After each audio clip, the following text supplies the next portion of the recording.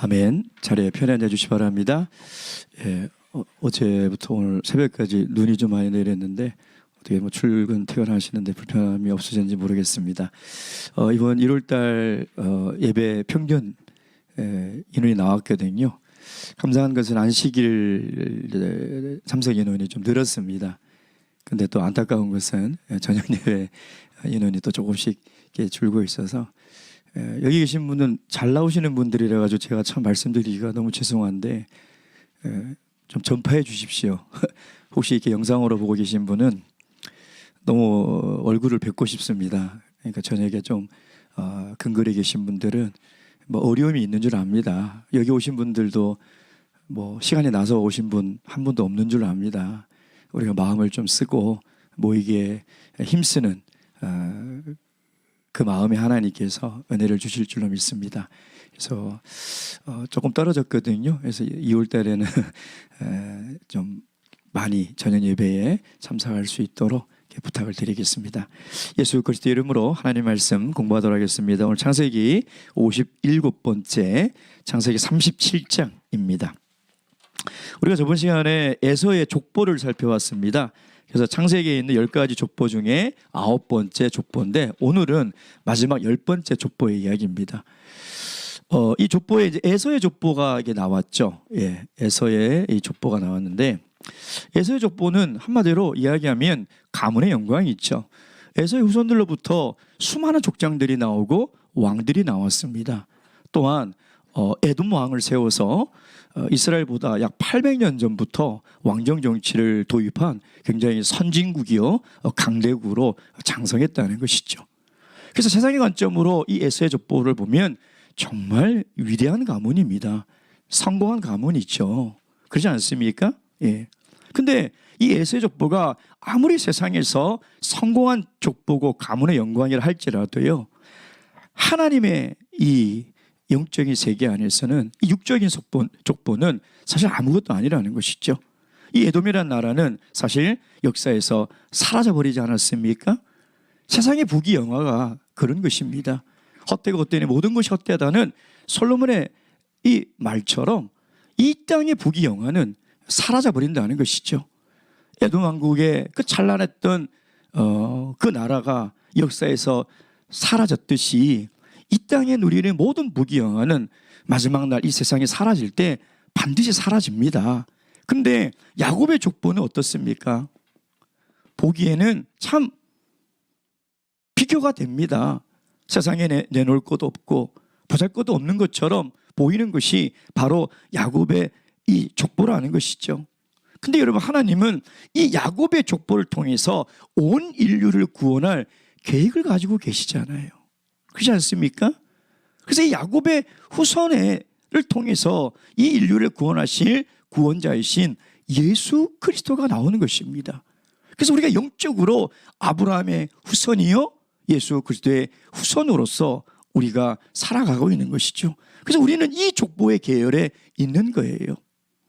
비록 세상에는 내세울 것이 없는 것처럼 보이고 세상과 비교해 볼 때 참 연약한 것처럼 보이지만 그렇지 않습니다. 하나님은 저와 여러분들을 선택하셔서 하나님의 구속의 계획을 창세 때부터 지금까지 이뤄 가시고 있는, 그걸 저와 여러분을 통해서 이뤄 가신다는 것이죠. 여러분, 창세기에는 크게 두 부분으로 나누지 않습니까? 1장부터 12장까지, 그리고 13장부터 마지막 50장까지. 1장부터 12장까지가 4가지 사건이 나온다고 그랬습니다. 창조, 타락, 노아 홍수, 바벨탑. 그래서 11장이 굉장히 중요하다고 제가 말씀을 드렸잖아요. 하나님의 구속의 계획이 완전히 전환이 되는, 어떻게 전환됩니까? 한 사람을 택하셔서 하나님이 선민을 만들려고 하시는 거죠. 그래서 4사람이 나오면 우리가 살펴봤잖아요. 아브라함, 이삭, 야곱. 이제부터 살펴볼 요셉을 우리가 이제 살펴볼 건데, 하나님께서 이 족보를 통해서 도대체 우리에게 말씀하시고자 하는 것이 무엇일까요? 이 4명의 족장을 통해서 무슨 말씀을 하고 싶은 것일까요, 여러분? 우리가 12장부터 50장까지 이 4명의 인물을 계속 지금 살펴보고 있지 않습니까? 1차 독자인 애굽에서 나온 이스라엘 백성들에게 하나님께서 뭘 가르쳐주고 싶으시겠습니까? 하나님이 왜 이들을 선민으로 선택했는지 그걸 지금 이야기하고 있는 거예요, 여러분. 하나님께서 왜 이들을 선민으로 선택했습니까? 왜 했습니까? 이 이스라엘을 통하여 하나님이 온 민족을 구원할 구원의 통로로 삼으려고 선민으로 선택했다는 거예요. 근데 이스라엘 백성들은 하나님이 왜 자기들을 구원했는지 그 이유를 몰라요. 아니, 잘못 알고 있었다는 것이죠. 그러니까 선민의 정체성이 뭔지를 모릅니다. 우리가 하나님의 선민이 된 그 목적이 뭔지를 모르고 있다는 것이죠. 그래서 여러분, 요셉을 통해서 하나님이 우리에게 이야기하는 것도 똑같아요. 여러분, 족보가 이 마지막 10번째 족보는 이 9번째 족보와 다른 점이 뭐냐면, 첫 번째부터 10번째까지는 계속 하나님이 분리해 나가신다고 그랬잖아요. 이 세상 혈육에 속한 사람들, 하나님의 자녀들 계속 분리해 나가잖아요. 그렇죠? 근데 이제 야곱의 족보부터는 분리하지 않습니다. 이 12명의 아들을 통해서 하나님의 선민, 하나님의 나라 이스라엘 백성을 이루어 가시는 거죠. 근데 그 중에서도 하나님이 요셉을 택했다는 거예요. 그 왜 하나님께서 요셉을 택하셨을까요? 그 12명 중에요. 그걸 얘기하는 거예요. 지금 출애굽한 이스라엘 백성들에게 왜 요셉을 선택했는지 그걸 얘기하시면서 왜 너희들이 반드시 가나안 땅으로 돌아가야 하는지, 너희들이 왜 가나안 땅에 살아야 하는지 그 이유를 지금 하나님께서 이야기하고 있다는 거예요. 그럼 오늘 우리도 요셉을 통해서 무엇을 배워야 되겠습니까? 하나님이 왜 우리를 구원하셨는지를 알아야 돼요. 하나님의 자녀의 정체성이 무엇인지 알아야 된다는 거예요. 하나님의 자녀는 어떻게 살아가야 하는지 그걸 알아야 된다는 거예요. 근데 그걸 너무 몰라요.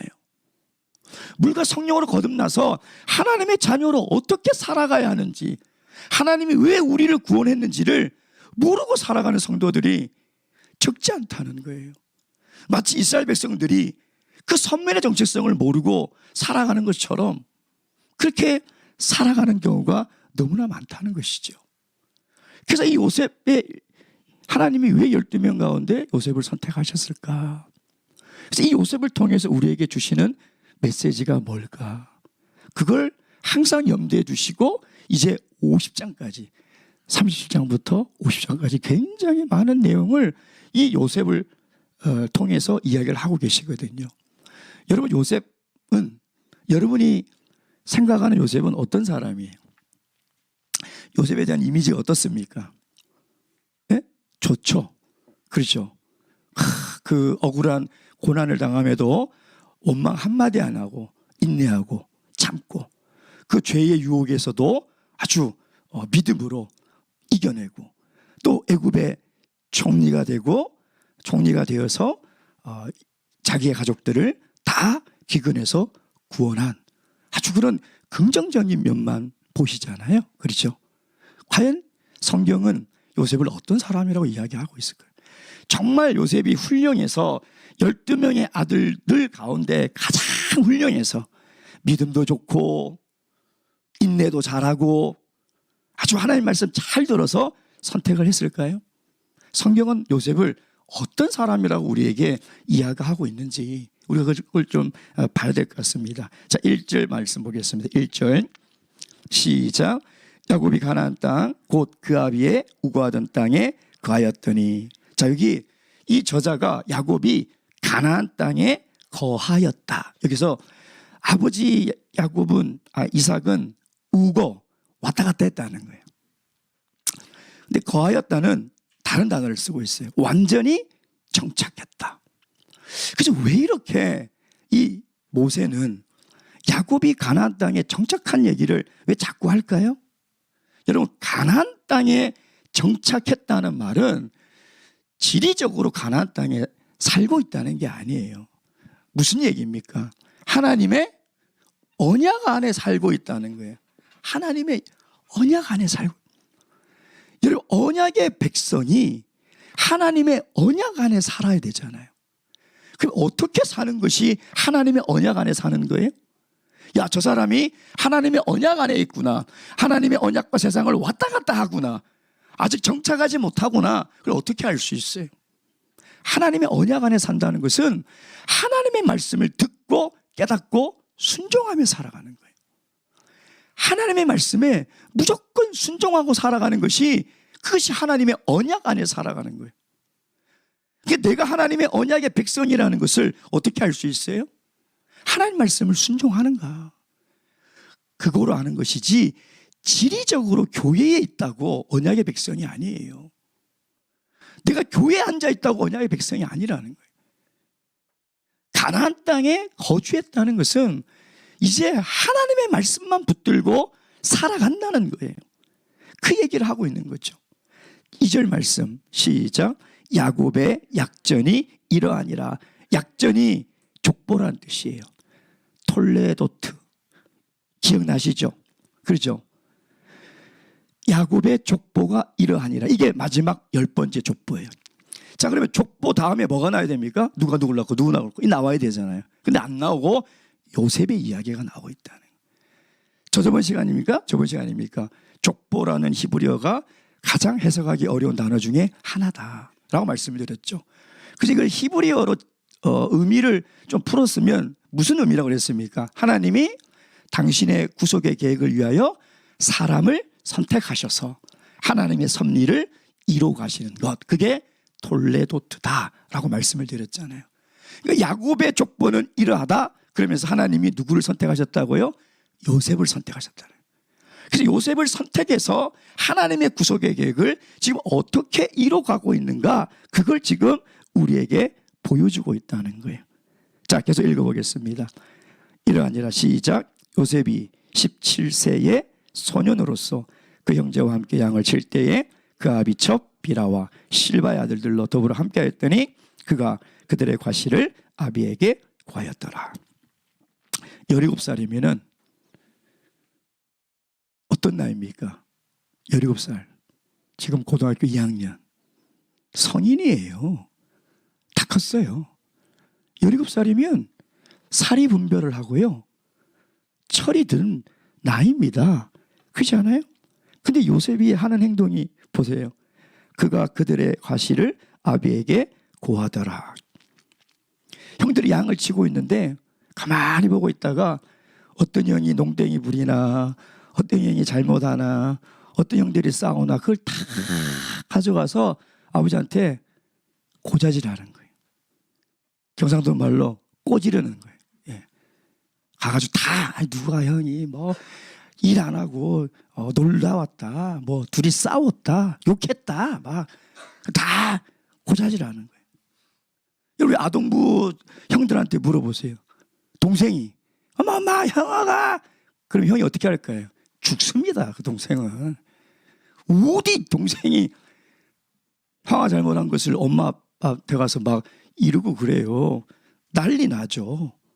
야곱이 5살도 아니고 5살 6살이면 이해해요. 귀엽기라도 하죠. 17살짜리가 이게 뭐하는 짓이에요? 예? 요셉의 행동을 보면 요셉은 어떤 사람이에요? 왜 17살이라고 얘기했을까요? 장성했는데 철이 없다는 거예요. 철이 없어요. 요셉이 입도 싸고, 그러니까 형들의 미움받을 짓을 딱 하는 그런 아주 얄미운 사람이라는 거예요. 근데 17살이나 된 요셉이 철이 없는 이유가 있어요. 3절 다음 절 읽겠습니다. 시작. 요셉은 노년에 얻은 아들이므로 이스라엘이 여러 아들보다 그를 깊이 사랑하여, 여기 노년에 얻은 아들이라고 한글을 번역했는데 원문은 이렇게 돼 있어요. 노년을 위하여 얻은 아들. 무슨 말이냐면 야곱이 나이가 굉장히 많이 들었잖아요. 그러니까 요셉을 가까이 두고 요셉을 수족처럼 부리는 거예요. 왜? 늙었으니까 야, 뭐 좀 갖다 줘라, 이 심부름 좀 해라, 밥도 떠먹이고 이부자리도 챙겨주고 하는 그 역할을 요셉이 했다. 여러분, 야곱이 요셉을 낳은 나이가 약 90에서 91세예요. 77세 때 바단 아람으로 갔으니까. 그렇잖아요. 그 20년 있었잖아요. 그러니까 91세 정도 때 요셉을 낳았어요. 그러니까 늙그만이 나와서 막둥이로 나와서 사랑한 게 아니에요. 막둥이를 사랑했다면 누굴 더 사랑해요? 베냐민을 더 사랑하죠. 그 이유는 거기에 있는 게 아니에요. 그 이유는 어디 있을까요? 너무나 사랑한 라헬이 그렇게 애를 낳고자 얼마나 막 난리 났잖아요. 애 낳기 경쟁에서 얼마나 기다렸습니까? 그래서 얻은 아들이 누구예요? 요셉이죠. 그러니까 다른 아들보다 더, 여기는 뭐라고 되어 있습니까? 더 깊이라고 되어 있는데 원문에는 더 많이 사랑을 하는데, 그 야곱이 요셉을 사랑하는 노골적인 표현이 너무 지나쳤어요. 한번 보세요. 사랑하여 위하여 뭘 입혔다고요? 채색 옷을 지어 입혔다고. 채색 옷을. 채색 옷이 무슨 옷입니까? 알록달록한 막 색동저고리 막 그런 막 컬러풀한 그런 옷을 얘기할까요? 그럼 형들이 야 우리는 색깔 있는 옷 안 지어주고 요셉만 색깔 있는 옷 지어줘서 죽였을까요? 아니에요. 색채 옷이라는 이 원문이 보면 파스케노네트라는 단어를 쓰는데, 이 단어가요 채색 옷이라고 번역하기에는 정확한 의미 전달이 사실은 좀 부족합니다. 채색 옷이란 말은 뭐냐면 손목에서부터 발목까지 길게 늘어져 있는 옷이라는 뜻이에요. 이 단어 뜻이. 그럼 그게 도대체 무슨 말이냐? 손목부터 발목까지 길게 늘어진 옷은 관리자나 감독관들만 입는 옷이에요. 이해되시나요?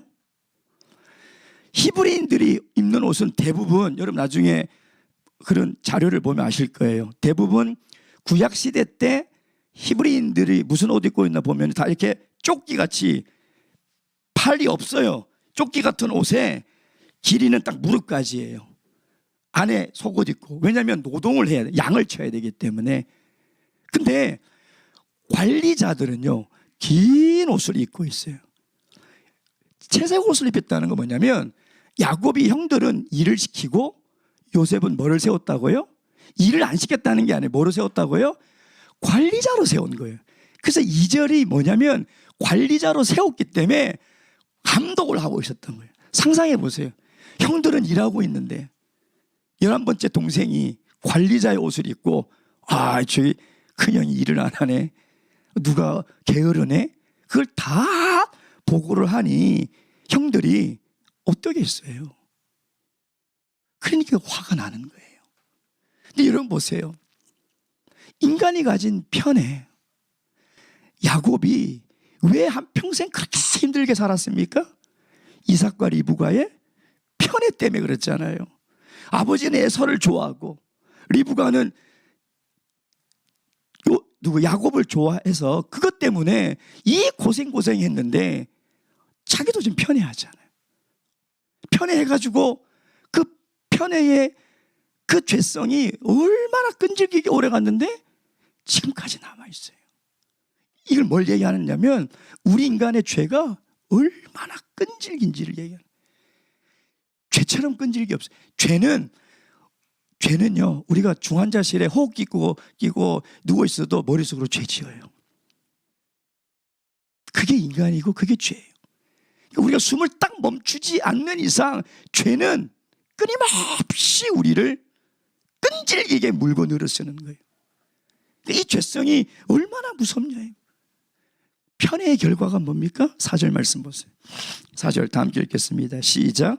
그 형들이 아비가 형제들보다 그를 사랑함으로 보고 그를 미워하여 그에게 언사가 불평하였더라. 이게 편애의 결과예요. 편애의 결과. 그러니까 요셉이 미움을 받고 팔려가고 고난을 당한 이유는 아버지 야곱 때문에 그러는 거예요.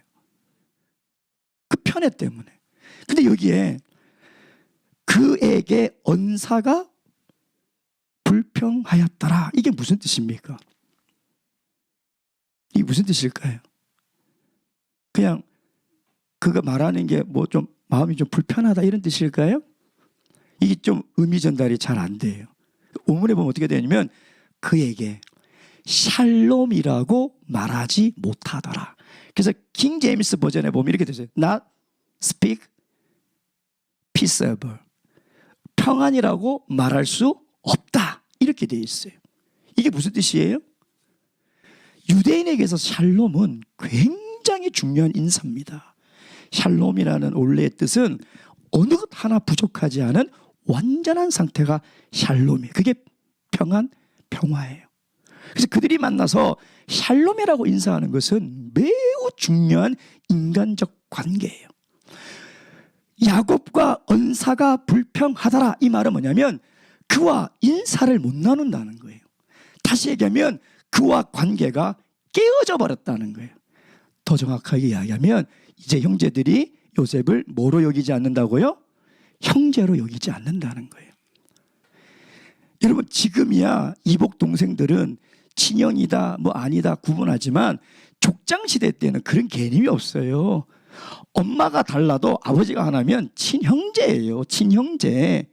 근데 언사가 불편해졌다는 말은 뭐냐면 이제 형들이 요셉을 가족으로 여기지 않았다는 거예요. 형제로 여기지 않았다는 거예요. 관계가 다 깨어졌다는 거예요. 여러분, 우리도 미운 사람, 시기하는 사람, 다툰 사람 생기면 제일 먼저 하는 반응이 뭐예요?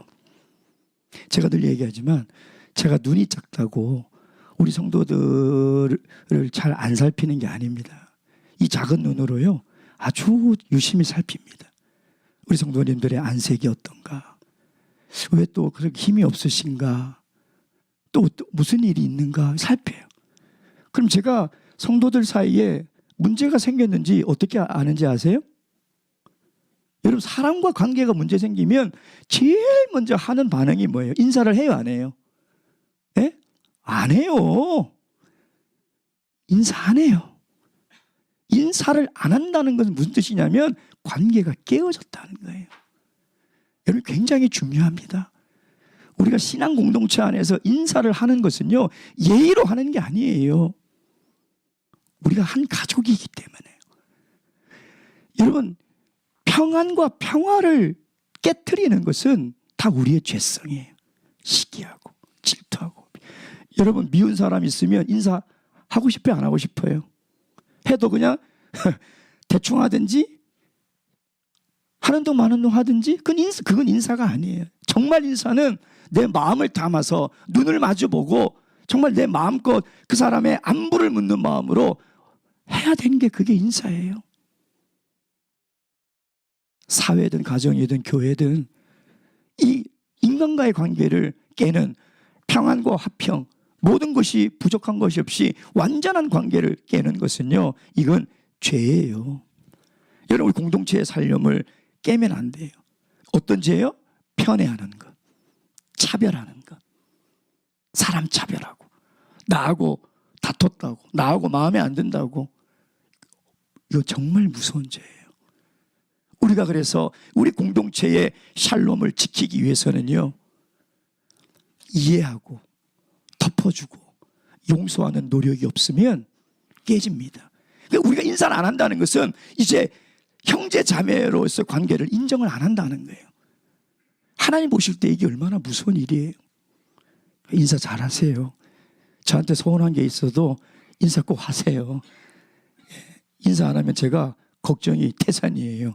왜 인사를 안 하시지? 예. 근데 쫓아가서 뒤통수에 대고 인사를 해도 모른 척하고 가시는 분들이 있거든요. 그럼 분명히 뭔가 문제가 있는.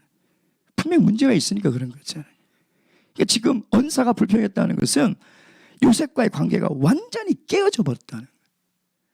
자, 그런 관계에서 요셉이 어떻게 합니까? 첫 번째 꿈을 얘기하는데 5절 보세요. 시작.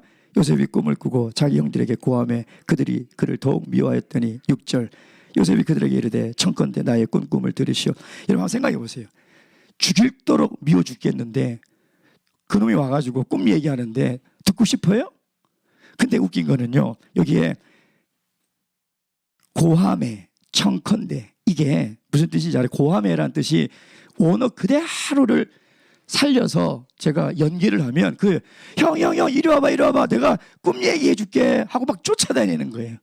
미워 죽겠는데 꼴 보기도 싫은데 자기 꿈 얘기하려고 형 이리 와봐 하면서 막 6절에요 청컨대라는 말은 뭐냐면 뽐내면서 의시되면서 자랑하면서 이런 뜻이에요. 아니, 때려도 시원찰판에 쫓아다니면서 막 자랑하고 의시되면서 얘기하는 거예요. 7절 읽어보시죠. 시작. 우리가 밭에서 곡식을 묻더니 내 단은 일어서고 당신들의 단은 내 단을 둘러서 절하더이다. 꿈 내용을 들어보니까 뭐예요?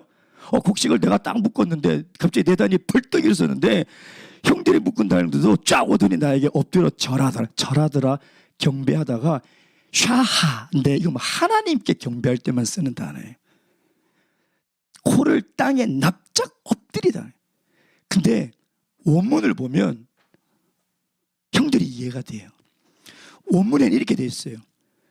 보라, 우리가 밭에서 곡식을 묻더니 보라, 내 단은 일어서고 보라, 당신들의 단은 엎드리더라. 보라가 3번 돼 있어요.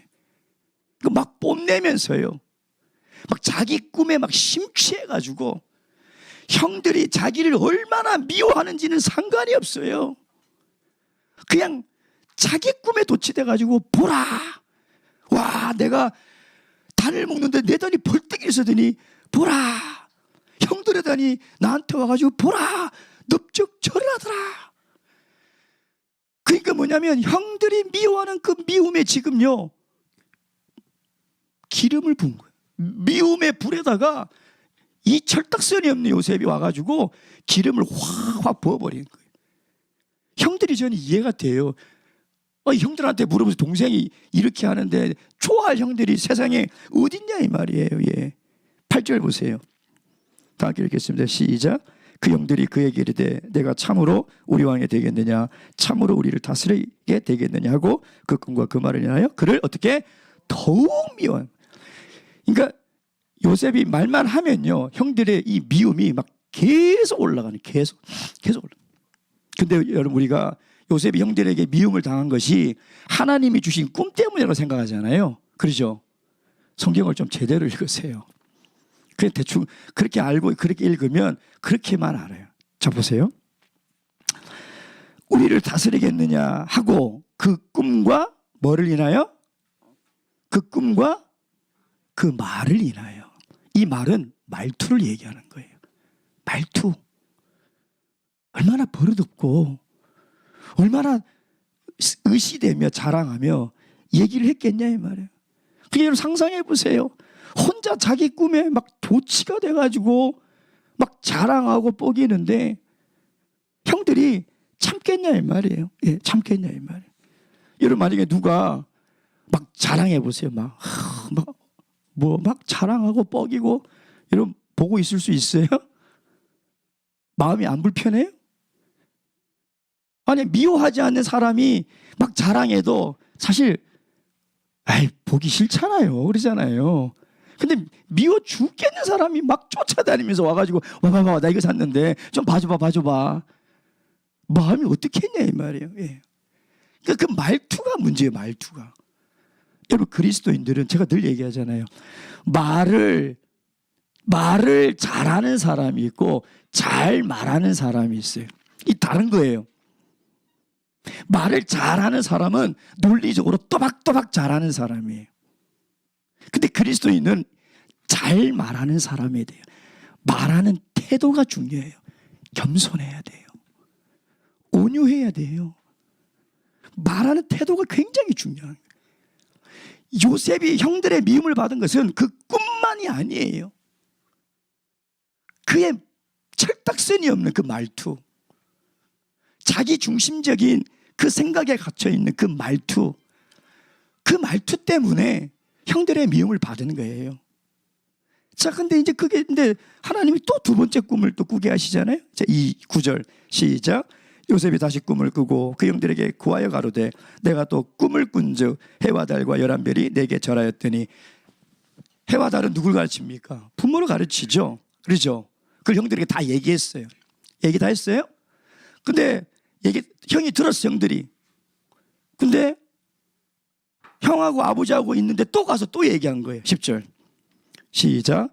그가 그 꿈으로 부형에게 고하매 아비가 그를 꾸짖고 그에게 이르되 너의 꿈꿈이 무엇이냐? 나와 내 모와 내 형제들이 참으로 가서 땅에 엎드려 내게 절하겠느냐? 그러니까 형들은 두 번째 꿈을 2번 들은 거예요.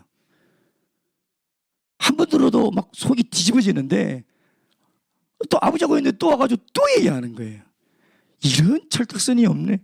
정말 요셉은 자기밖에 몰라요. 철이 없어요. 형들이 얼마나 마음이 불편한 것에 대한 상대방에 대한 배려가 없어요. 그러니까 어떻게 됐어요? 11절 보세요. 시작. 그 형들은 시기하되 그 아비는 그 말을 마음에 두었더라. 이게 시기하되 이게요. 제가 원어 사전 찾아보면 이렇게 돼 있어요. 불꽃처럼 죽이고자 하는 마음이 이글이글 타서. 그리고 어떤 사전이 이렇게 돼 있어요. 입술을 바들바들 떨며 사리의 눈빛을 가지고 이렇게 이 시기라는 단어가 그냥 흥치뽕 그냥 에이 너 잘 되나 보자 이 시기가 아니라 입술과 손을 바들바들 떨면서요 사리를 가지고 쳐다보는 거예요. 저는 형들이 이해가 돼요.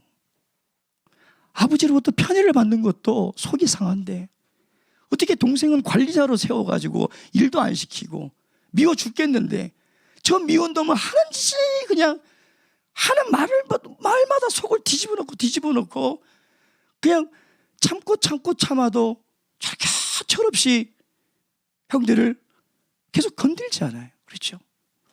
그러니까 형들이 이제 이 시기가 이제 끝까지 와버리는 거죠. 요셉은 어떤 사람입니까? 오 집사님.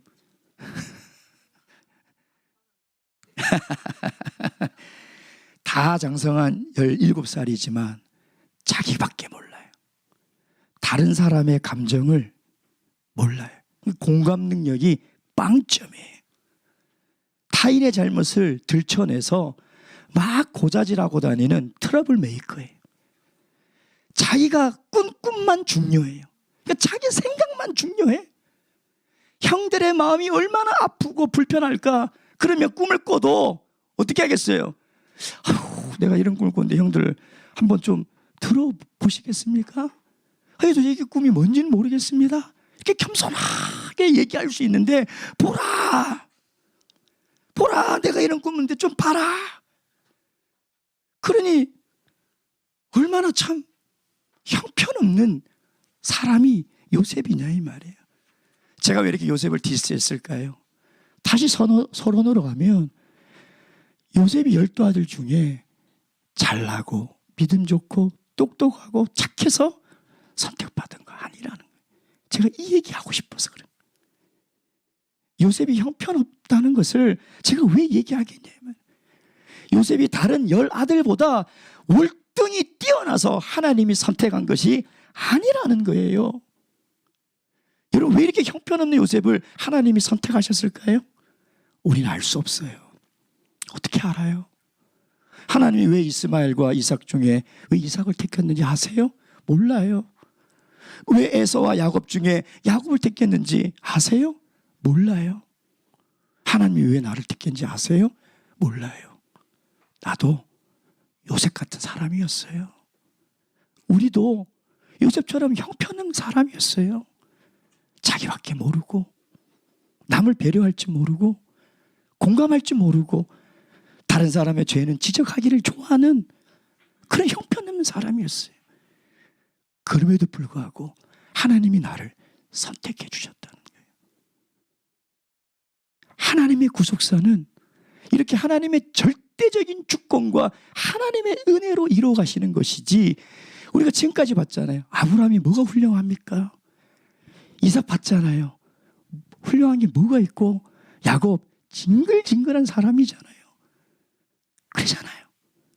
요셉은 훌륭했어요? 아니에요. 그러니 여러분 우리가 이 하나님의 은혜를 깨닫는다면 우리가 얼마나 정말 감사합니까? 우리가 어떻게 살아가야 되냐 이 말이에요. 그래서 여러분 보세요. 이 요셉이 이런 형편없는 사람이었는데 왜 애굽으로 팔려간지 알아요? 하나님이 훈련시키려고. 여기 가만히 아버지 밑에 두면 요셉은 하나님의 구원의 통로로 쓰임 받을 수가 없어요. 어떻게 하나님이 이렇게 이기적이고 남을 배려할지 모르고 자기 중심적인 사람을 어떻게 하나님이 쓰시겠냐 이 말이에요. 못 써요. 그래서 그 고난을 당하고 그 억울한 세월을 다 견뎌서 요셉이 변화하고 성장해 가는 거예요. 그래서 그가 요셉이 됐을 때, 총리가 됐을 때 하나님이 쓴 게 아니라 총리가 되었음에도 불구하고 형들을 용서할 수 있는 사람이 되었을 때, 타인의 형편을 이해하고 그리스도의 사랑으로 덮어줄 수 있는 인격자가 됐을 때 하나님이 요셉을 들어 쓰신 거예요. 그러면 우리도 요셉처럼 형편없는 사람이었는데 하나님이 우리를 택해 줬다는 것이 너무나 감사하면 감사만 하고 앉아 있어서는 안 된다는 거예요. 우리도 변화하고 성장해야 돼요. 이게 하나님이 이스라엘 백성들을 선민으로 선택한 정체성이에요. 정체성. 아니, 나 같은 사람도 구원한 것을 감사하면 이제 하나님이 우리를 택하셔서 우리를 구원의 통로로 쓰시려고 택했는데 우리가 성장 안 하고 세례받고 예수 믿은 지 10년, 20년, 30년이 지나가는데 여전히 철이 없어요.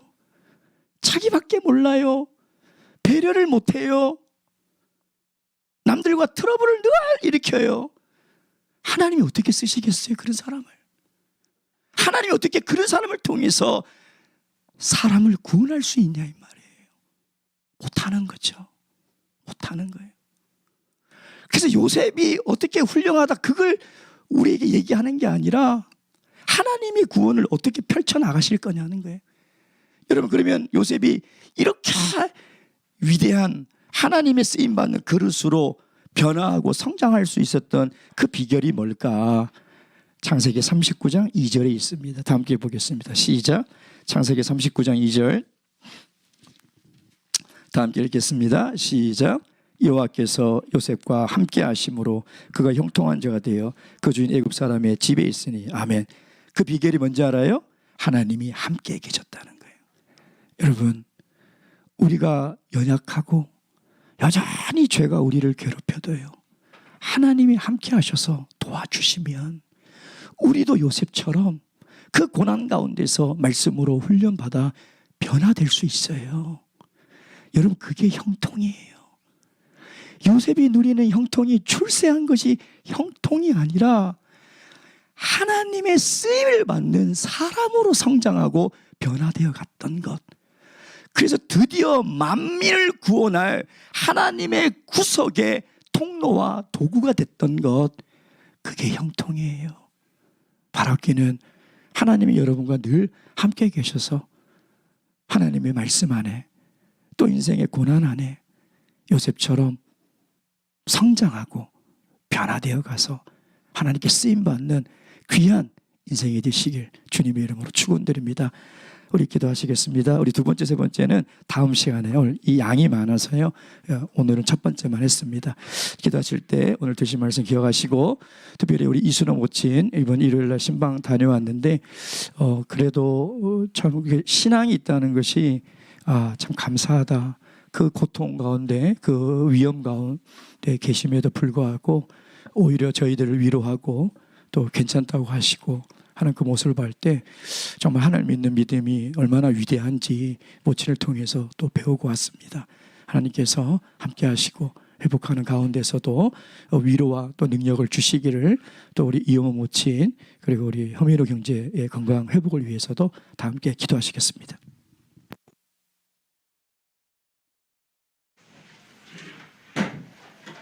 할렐루야. 우리 주 예수 그리스도 이름으로 기도드리옵나이다.